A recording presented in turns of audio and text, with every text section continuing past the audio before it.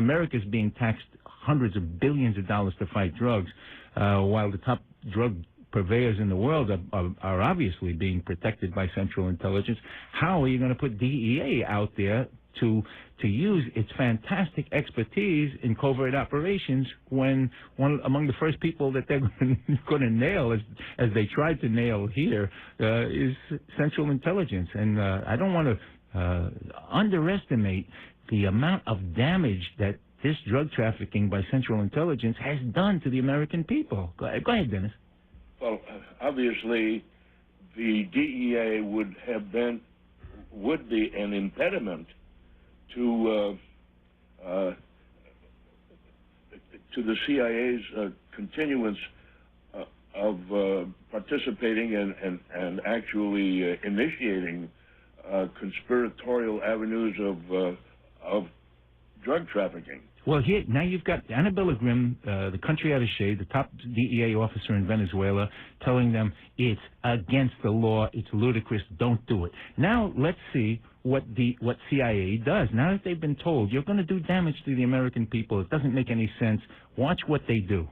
This business of sending what are uncontrolled deliveries of drugs, smuggling drugs into the United States, right? Right. Why in the world would they want to do that?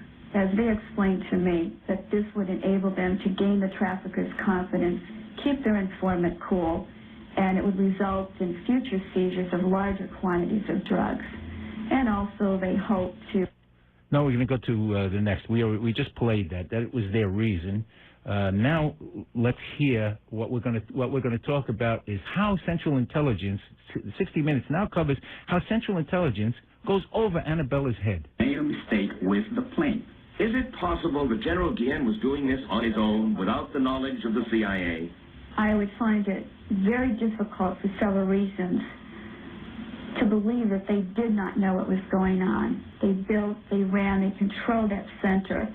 General Guillen and his officers didn't go to the bathroom without telling Mark McFarland or the CIA what they were going to do. The drug smuggling operation finally unraveled nearly a year after Annabelle Grimm says she told the CIA and General Guillen that it was illegal to send drugs uncontrolled into the U.S. Dennis, again, I screwed up with my technical. This is really important. So I'm this business of sending. Now we're going to get what CIA did to go over her head. United States, right?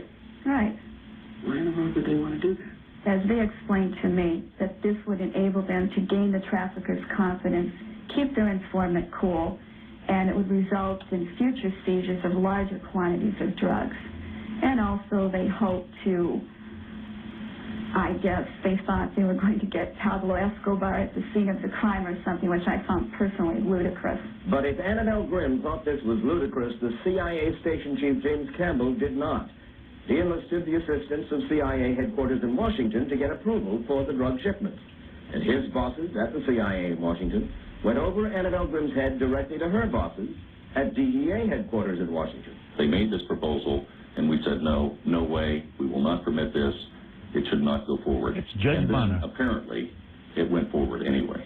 The joint DEA-CIA investigation we mentioned earlier confirmed that over a ton of cocaine made its way from the counter-narcotic center in Caracas to the streets of the United States. And they discovered that at one point, General Guillen's National Guard tried to ship 1,500 kilos at once.